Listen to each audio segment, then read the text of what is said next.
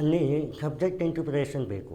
ಹೌದು, you P S ಸಿಯಲ್ಲಿ subject interpretation ಬಹಳ ಪ್ರಾಮುಖ್ಯ. ನಿಮಗೆ ಗೊತ್ತಿರ್ಬೋದು, ಜನರಲ್ ಸ್ಟಡೀಸ್ 1, 2, 3, 4 ಅಂತ ಮೇನ್ಸ್ ಇದೆ. ಸೊ ಯಾವಾಗ ನಾವು ಒಂದು ಸಬ್ಜೆಕ್ಟ್ ಬಗ್ಗೆ ನನಗಿಷ್ಟ ಇದೆ, ನಾನು ಈ ಸಬ್ಜೆಕ್ಟನ್ನು ಓದ್ತಾ ಇದ್ದೇನೆ, ಅಥವಾ ನಾನು ಈ ಸಬ್ಜೆಕ್ಟ್ ಬಗ್ಗೆ ನಾನು ಮೊದಲೇ ತಿಳ್ಕೊಂಡಿದ್ದೇನೆ ಅಂದಾಗ ಆ ಸಬ್ಜೆಕ್ಟ್ ನಮಗೆ ಇಷ್ಟ ಆಗುತ್ತೆ. ಹೌದು, ಆದರೆ ಈ ಯು ಪಿ ಎಸ್ ಸಿ ನಿಂತಿರೋದು ಎಲ್ಲ ಸಬ್ಜೆಕ್ಟಿನ ಸಮಾಂತರ. ಅಂದರೆ ಒಂದು ಮಾರ್ಕ್ ಏನು ಬರಬೇಕು, ಆ ಮಾರ್ಕ್ ಓರಿಯೆಂಟೇಷನ್ಗೆ ನಾವು ಓದ್ತಾ ಇದ್ದೇವೆ. ಈಗೇನಾಗುತ್ತೆ, ಓರಿಯೆಂಟೇಷನ್ ನಾವು ಮಾಡ್ತಾ ಇದ್ದಾಗ ಸಬ್ಜೆಕ್ಟ್ ಇಂಟರ್ಪ್ರಿಟೇಷನಲ್ಲಿ ಜನರಲ್ ಸ್ಟಡೀಸ್ 1 ನನಗೆ ಇಷ್ಟ, ಜನರಲ್ ಸ್ಟಡೀಸ್ 2 ನನಗೆ ಇಷ್ಟ ಇಲ್ಲ, ಅಥವಾ ಜನರಲ್ ಸ್ಟಡೀಸ್ 4 ನನಗಿಷ್ಟ ಅಂತ ಬಂದಾಗ ನಾವು ಗ್ರ್ಯಾಜುವಲಿ ಇಷ್ಟಾಗ ಕಡೆ ಹೋಗ್ತೀವಿ ಹೊರತು ಸಬ್ಜೆಕ್ಟನ್ನು ಡೀಲ್ ಮಾಡಲಿಕ್ಕೆ ಆಗ್ತಾ ಇರೋಲ್ಲ. ಸೊ ಇದನ್ನ ಏನಾಗುತ್ತೆ, 1 to 2 ಫಾರ್ಮುಲಾ ಅಂತ ಕರೀತಾರೆ.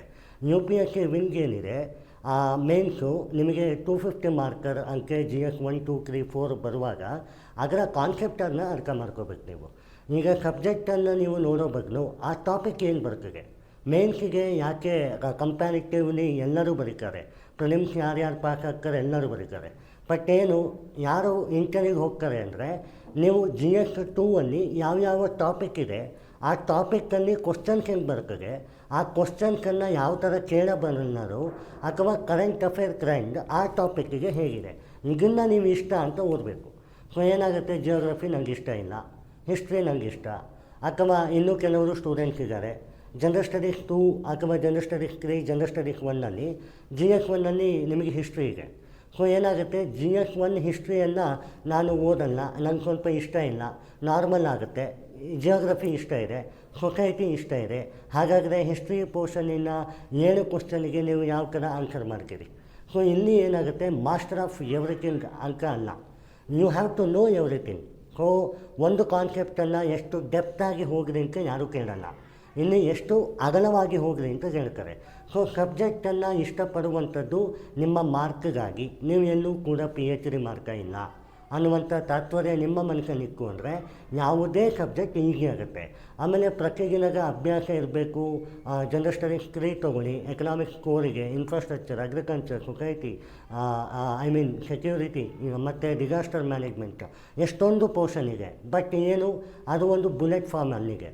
ಸೊ ಈಗ 14 ಎಲಿಮೆಂಟ್ ಆಫ್ ಅಗ್ರಿಕಲ್ಚರ್ ಇತ್ತು ಅಂದರೆ ನೀವು ಅದನ್ನು ಓದ್ತು ಅಂತಂದರೆ, ಆ ನೋಟ್ಸನ್ನು ರಿವೈಸ್ ಮಾಡಿದ್ರಿ ಅಂತಂದರೆ ನಿಮ್ಮ ಎಕ್ಸಾಮ್ ಕ್ಲಿಯರ್ ಆದಂತೆ.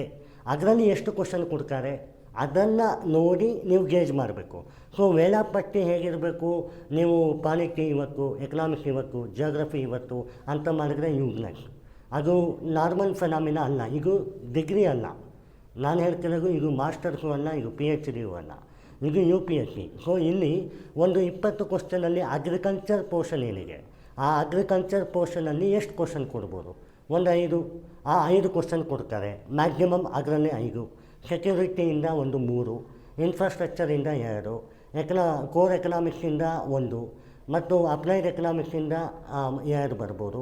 ಸೊ ಈ ಥರ ನಿಮಗೆ ವಿಶ್ಲೇಷಣಾ ಮಾದರಿಯಲ್ಲಿ ಓದಿದಾಗ ಟು ದಿ ಪಾಯಿಂಟ್ ಇರುತ್ತೆ. ಇನ್ನೊಂದು ಖುಷಿ ವಿಚಾರ ಹೇಳ್ತೀನಿ ನೋಡಿ, ಯು ಪಿ ಎಸ್ ಸಿ ಪ್ರಿಲಿಮ್ಸಿಗೆ ನೀವು ಅಭ್ಯಾಸ ಮಾಡಬೇಕು, ಯು ಪಿ ಎಸ್ ಸಿ ಮೇನ್ಸಿಗೆ ನೀವು ತಲೆ ಯೂಸ್ ಮಾಡಬೇಕು. ಯಾಕೆ, ಇವಾಗ ಸಪೋಸ್ ನಿಮ್ಮ ಹತ್ರ ಇನ್ಫ್ರಾಸ್ಟ್ರಕ್ಚರ್ ರೋಡ್ವೇ ಅಂತ ಇದೆ, ಓಕೆ, ನೀವು ಆ ನೋಟ್ಸ್ ಓದಿದ್ರಿ, ಯಾವುದೇ ಟಾಪಿಕ್ ಬರಲಿ ನೀವು ಆನ್ಸರ್ ಮಾಡುವ ಕೆಪಾಸಿಟಿ ನಿಮ್ಮ ಹತ್ರ ಇರ್ತದೆ. ಸೊ ಒಂದು ಸಲ ನೀವು ಓದುವ ಒಂದು ರೋಡ್ವೇ ಆ ಕಾನ್ಸೆಪ್ಟ್ ಏನಿಗೆ ಮಲ್ಟಿಪಲ್ ಅಪ್ರೋಚಲ್ಲಿ ಕೇಳಿದ್ರು ಅದೇ ಬರೆಯೋದು. ಸೊ ಇಲ್ಲಿ ಏನಾಗುತ್ತೆ, ಮೇನ್ಸ್ ನನಗೆ ಕಷ್ಟ ಅನ್ನುವವರಿಗೆ ಈ ಮಾತು, ಮತ್ತು ಸಬ್ಜೆಕ್ಟ್ ನನಗಿಷ್ಟ ಇಲ್ಲ ಅನ್ನುವವರಿಗೆ ಈ ಮಾತು. ಸೊ ಇಲ್ಲಿ ಡಿಫ್ರೆಂಟ್ ಆಫ್ ಅಪ್ರೋಚ್ ಇದೆ. ನೀವು ಯಾವತ್ತೂ ಒಂದು ತಿಳ್ಕೊಳ್ಳಿ, U P S C mains ಅದರದ್ದೇ ಸಾಟಿ. ಯಾವುದೇ ಥರದ ನಿಮ್ಮ ಡಿಗ್ರಿಯ ನಾರ್ಮಲ್ ಫೆನಾಮಿನ ಇಲ್ಲಿ ವರ್ಕ್ ಆಗಲ್ಲ. Even you are a such a wonderful student in academics career, first ರ್ಯಾಂಕೇ ಬಂದಿರ್ಬೋದು, IITಯಲ್ಲೇ ಓದಿರ್ಬೋದು, ಅಥವಾ ನೀವು ಹಾನರ್ಸೇ ಆಗಿರ್ಬೋದು. U P S C is very very generalised. And ಒಂದು ವಿಚಾರ ನಿಮಗೆ ತಿಳಿಸ್ಲಿಕ್ಕೆ ಬಯಸ್ತೇನೆ, ಜನರಲ್ ಸ್ಟಡೀಸ್ ಅಂತ ಯಾಕೆ ಕರಿಬೇಕಿತ್ತು?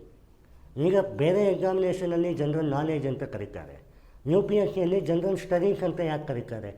ಜನರಲ್ ಸ್ಟಡೀಸ್ ಅಂತಂದರೆ ಜನರಲೈಸ್ಡಾಗಿ ಸ್ಟಡಿಯನ್ನು ಮಾಡುವಂಥದ್ದು. ಸೊ ಯು ಪಿ ಎಸ್ ಸಿಯಲ್ಲೂ ಕೂಡ ಜನರಲೈಗಾಗಿ ಸ್ಟಡಿ ಮಾಡಬೇಕು. ನನಗೆ ಹಿಸ್ಟ್ರಿ ಇಷ್ಟ, ನನಗೆ ಜಿಯೋಗ್ರಫಿ ಇಷ್ಟ, ನನಗೆ ಇದು ಇಷ್ಟ ಇಲ್ಲ ಅನ್ನುವಂಥದ್ದಲ್ಲ. So this is a ಅವಿಜ್ಞಾನಿ.